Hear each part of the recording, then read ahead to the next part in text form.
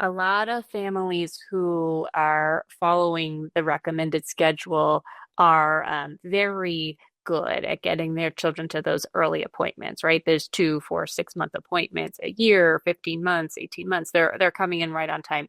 By the time a child gets to be 4, particularly if they are otherwise healthy, there might just be a missed well visit.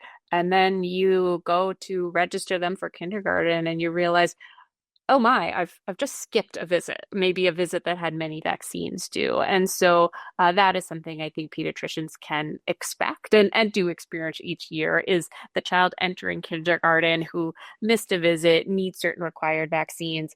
One thing that pediatricians' offices can do is, if there are vaccines needed to start school, and the well visit maybe it's going to happen a month or two after school, is to allow for vaccine only visits. And many practices will do that, where the family can just come in, get the vaccines they need for the school record, and then do the well child visit separate from that. And that allows them to enter kindergarten on time and then have, more time later in the fall to have the full visit. So that's an option this time of year, particularly if practices get very busy.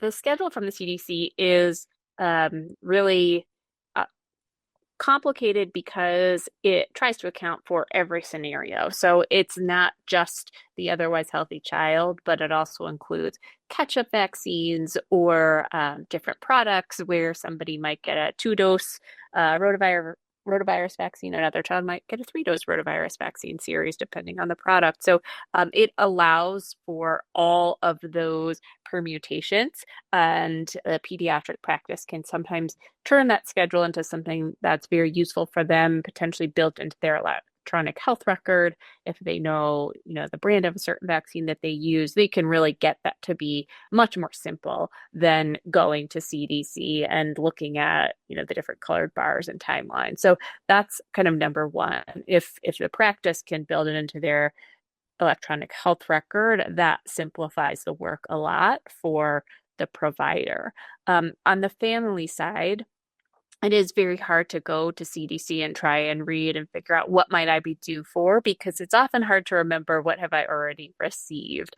But I do think it's one, families can always call or send a message to their pediatrician and say, we have an upcoming visit. Can you remind me what shots might be happening, so that I can read up on those and we can have a good conversation? So that's one option, and the pediatrician can really look back on the record and understand what's due.